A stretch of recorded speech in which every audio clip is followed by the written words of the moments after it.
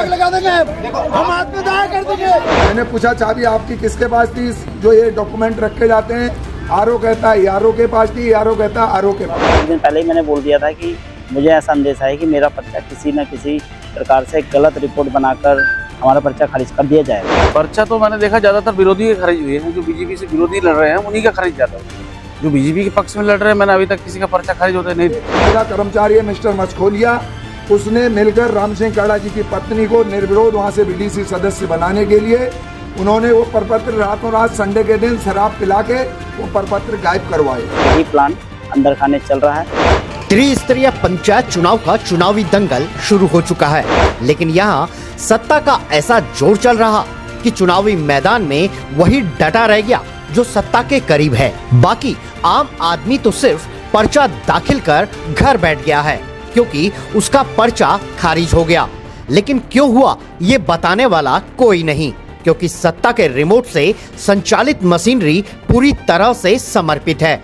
हमारे पास आए प्रदेश के कई पंचायतों के आंकड़े बयां कर रहे हैं कि सबसे छोटे चुनाव को कैसे प्रदेश के हुक्मरान संचालित कर रहे हैं, और जहां हार का डर है वहां दावेदार को ही दरकिनार कर दिया जा रहा है। लेकिन क्यों ये पता नहीं। देखिए खास रिपोर्ट। गांव की पंचायत का पर्व प्रदेश में चल रहा है, जिसमें कुछ ऐसे हैं जिनका राजनीतिक पार्टी से कोई लेना देना नहीं। वो सिर्फ अपनी व्यक्तिगत छवि के बल पर चुनावी मैदान में उतरना चाहते हैं। तो कोई राजनीतिक पार्टी से ताल्लुक रखता है, मगर त्रिस्तरीय पंचायत चुनाव में पार्टी का सिंबल तो चलेगा नहीं, लेकिन पार्टी का सपोर्ट जरूर चलेगा। अब ऐसे में जिसकी लाठी उसकी भैंस वाली कहावत सिद्ध होती है, क्योंकि सत्ता के करीब रहने वाले नेताओं ने पंचायत के दंगल में अपनी दावेदारी पेश की है। लेकिन शायद सत्ता को अपने नेताओं पर इतना भी भरोसा नहीं कि वो जीत सकेंगे, इसलिए सत्ता के हुक्मरान विरोधियों को पटकनी देने के लिए सिस्टम से ही खेल रहे हैं, और चुनावी दंगल में कोई विपक्ष ही न हो इसलिए उनके पर्चे ही खारिज कर दिए जा रहे हैं।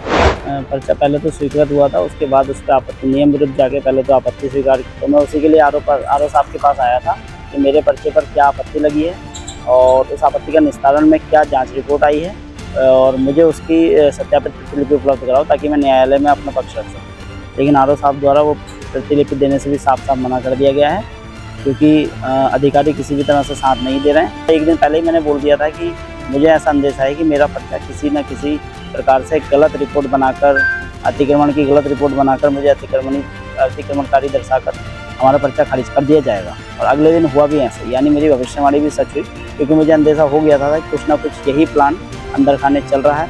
राजनीतिक दबाव में हुआ है ये सब। मैं 18 क्षेत्र पंचायत 18 गिरधर नगर से प्रत्याशी था, और विपक्ष में मेरे प्रीति ग्रोवर, उनकी पत्नी ज्योति ग्रोवर जी थी। उनके विरुद्ध मैंने जो है नामांकन अपना दाखिल किया था, और वहाँ के लगभग 4 से 5 आवेदन नामांकन जो है खारिज करवाए गए।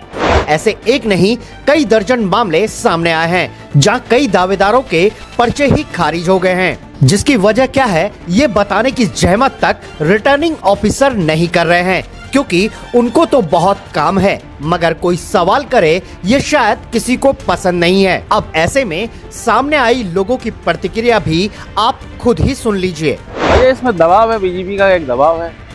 देख रहे हैं जिस कैंडिडेट को वो पराजित ना करा पाए उनका किसी भी तरीके से पर्चा खारिज कर दिया जा रहा है। गलत यूज कर रहे हैं ये अपनी ताकतों का। ऐसा नहीं होना चाहिए। चुनावी मैदान पे सबको लड़ने का अधिकार है, सबको लड़ना चाहिए। लड़ने के बाद हार जीत तो एक अलग मैटर है। पर्चा तो मैंने देखा ज्यादातर विरोधी के खारिज हुए हैं, जो बीजेपी से विरोधी लड़ रहे हैं उन्हीं का खारिज जाता है। जो बीजेपी के पक्ष में लड़ रहे हैं मैंने अभी तक किसी का पर्चा खारिज होता नहीं देखा। 9 जुलाई को दावेदारों की आपत्तियों पर सुनवाई हुई और दस्तावेजों की जांच भी, मगर आपत्तियों पर दावेदारों से कोई स्पष्टीकरण मांगे बगैर ही पर्चा खारिज कर दिया गया। और जब पूछा जा रहा है कि आखिर क्यों उनकी दावेदारी का पर्चा खारिज किया गया, तो जवाब गायब।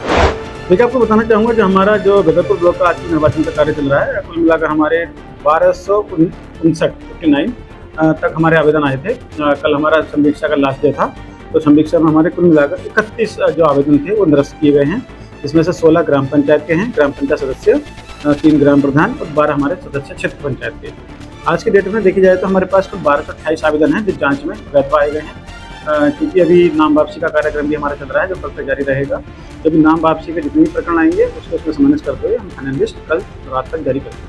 देखिए, ये सब बात की चीजें हैं। अभी हम जो अपना काम है, हमारा डेटा कंपाइलेशन है, जो फॉर्मेट था, अभी हम उस पर काम कर रहे हैं। साफ है कि फिलहाल टाला जा रहा है, क्योंकि 14 जुलाई को तो सिंबल ही बढ़ जाएंगे।